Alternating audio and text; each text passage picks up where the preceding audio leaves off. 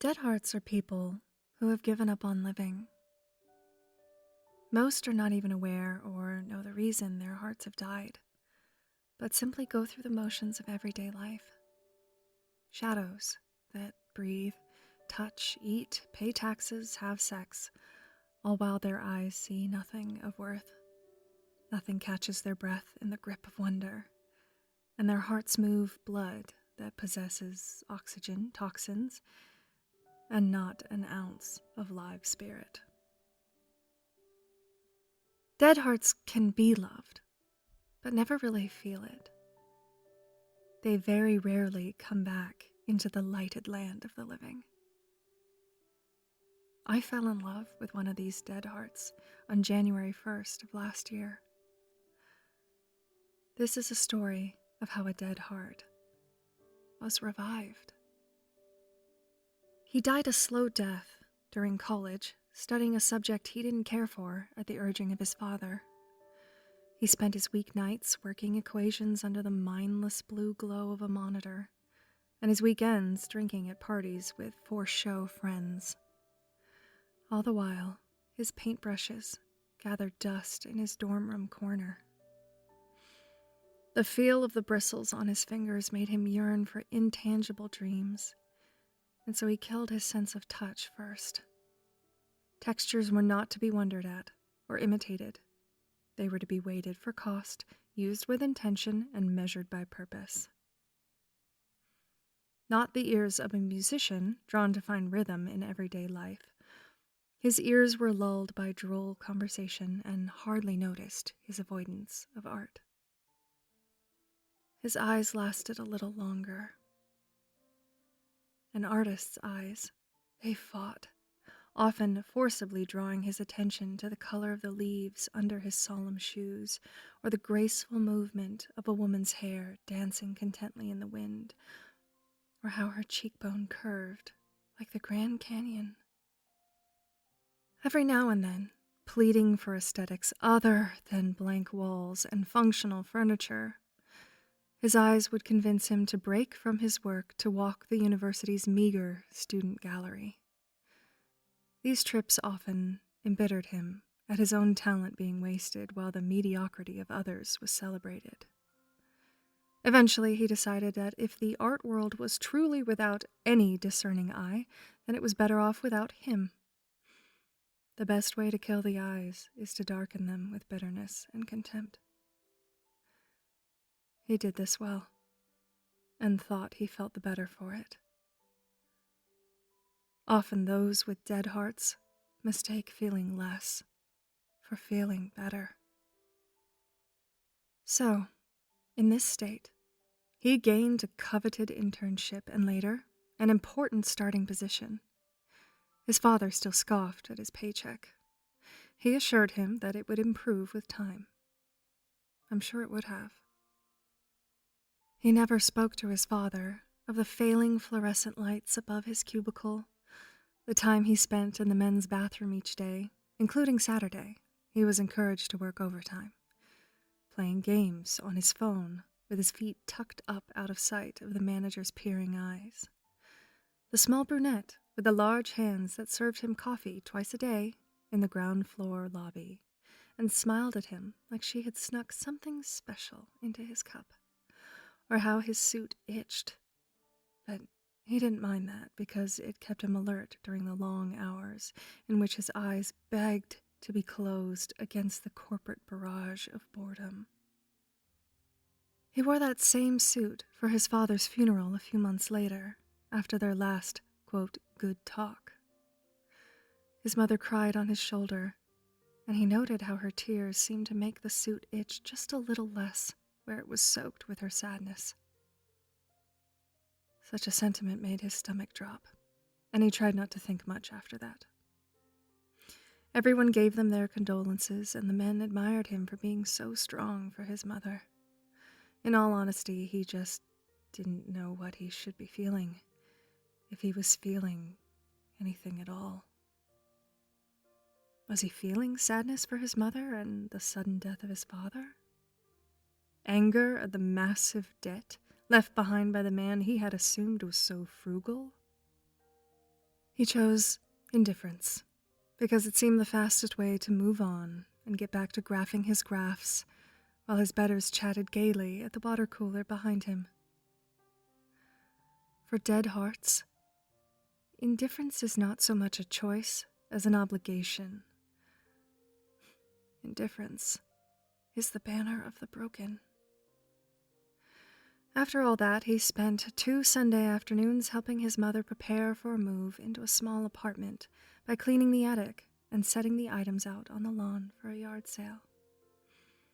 He was proud of himself for hardly pausing a moment before laying his old paintings under a sign quietly stating, "Free," next to his grandmother's cracked vanity. Later, on the phone, his mother told him excitedly that not only had someone taken all his paintings, but insisted on paying over $100 for the whole collection. He told her that that was nice, and that he hoped she would use the money for something responsible. She asked if he ever thought about painting again. He told her to keep her chin up. He would call next Sunday.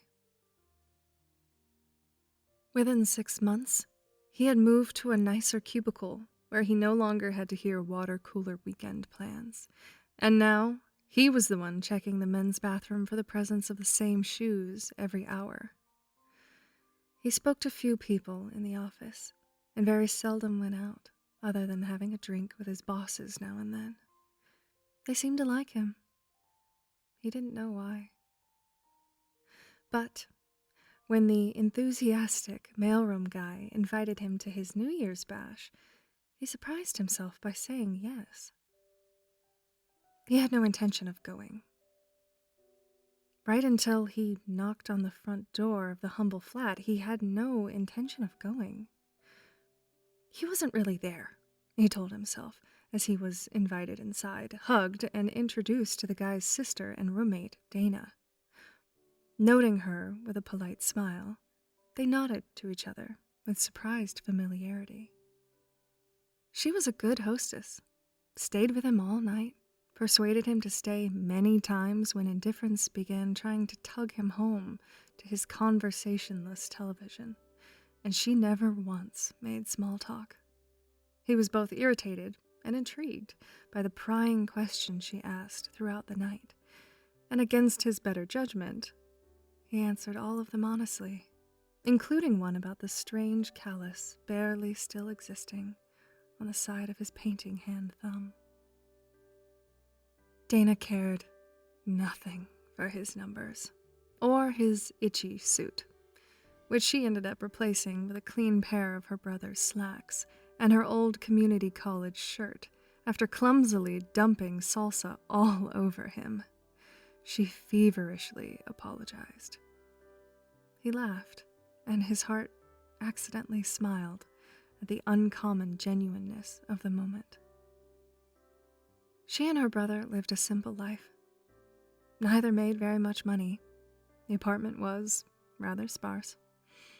But even millionaires would have had trouble providing room for the multitude of friends present at this party.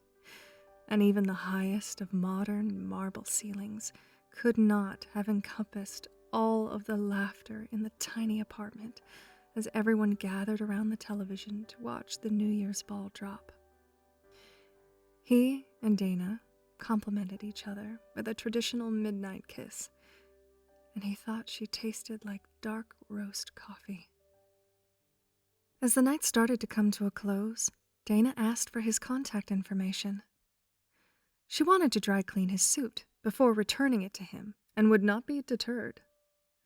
He asked to see her phone. He could enter it directly for her. She blushed and regaled him with how she had lost it earlier that week on the subway. Like a doofus. She would have to write it by hand, and would he mind following her into her room where she kept her pens and paper to do so? As they wove through the lingering guests, he wondered if this was some coy way of trying to get him alone to sleep together. He didn't think so, and even if it was, he decided against it. He liked her, and he really only had sex with girls he never wanted to see again. Dana apologized for the dim room as they stepped inside, as she quickly disappeared into the darkness to flip the light switch on the far wall. There was a quilted mattress on the floor, but not much else. The only objects of obvious value were the collection of paintings hung with care and artistic vision on each of the 4 walls. Thump. His heart beat once in his ears, quiet, but daring. And yet he said nothing. He'd been practicing that for years. "Oh, do you like them?" Dana asked, standing to the side and taking in his wondering eyes. "They're awesome, aren't they? Super unique. Found them during one of my yard sale runs. My brother nearly killed me when I dragged them all home and told him how much I paid for them." She laughed. "Someday, when I have my own gallery, I want these in their own wing.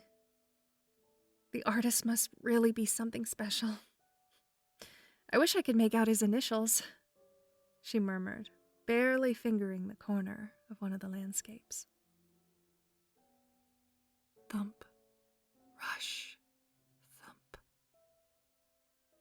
His fingers came back just a little wet when he rubbed his eyes.